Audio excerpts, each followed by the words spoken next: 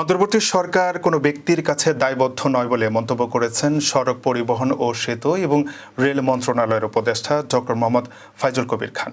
তিনি বলেন, জুলাইয়ের শহীদ ছাত্র জনতা ও আহতদের কাছেই শুধু জবাবদিহিতা আমাদের। বিগত সরকার সব সাংবিধানিক প্রতিষ্ঠান ধ্বংস করেছে।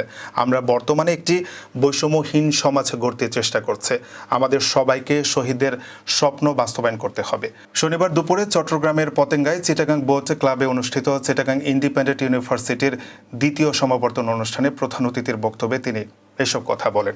সমাবর্তনে বিভিন্ন অনুষদের 2189 জন শিক্ষার্থীকে ডিগ্রি প্রদান করা হয়।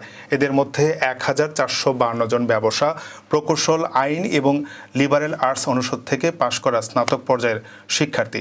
বাকি 737 জন স্নাতকোত্তর পর্যায়ের শিক্ষার্থী। এছাড়া অনুষ্ঠানে 14 জন শিক্ষার্থীকে তাদের স্ব প্রোগ্রামে অসামান্য কৃতিত্বে ফলস্বরূপ টপ অ্যাচিভার্স অ্যাওয়ার্ড প্রদান করা হয়। উপদেষ্টা বলেন, বিগত সরকারের আমলে অনুষ্ঠিত 3 নির্বাচনে মানুষ তাদের ভোটাধিকার হারিয়েছিল। জুলাই অভ্যুত্থানের পর অন্তর্বর্তীকালীন সরকার মানুষের ভোটাধিকার ফিরিয়ে দিতে কাজ করছে। আমাদের সরকার গঠন হয়েছে 5 মাসের কিছু সময় আগে। আমাদের সরকার শতভাগ জবাবদিহিতার মাধ্যমে কাজ করার চেষ্টা করছে। সরকার অবাধ ও সুষ্ঠু নির্বাচন করতে চায়। আমরা চেষ্টা করছি সব ধরনের বৈষম্য দূর করার জন্য। সমাবর্তন বক্তার বক্তব্যে শিল্প গ্রুপ ইয়াং ওয়ান কর্পোরেশনের প্রতিষ্ঠাতা চেয়ারম্যান এবং প্রধান নির্বাহী কিহাক সোং শিক্ষার্থীদের উদ্দেশ্যে বলেন, আপনাদের রয়েছে একটি সুন্দর ভবিষ্যৎ। কঠোর পরিশ্রম, ধৈর্য ও সহনশীলতার মাধ্যমে আপনারা নিজেদের যোগ্য লিডার হিসেবে গড়ে তুলবেন।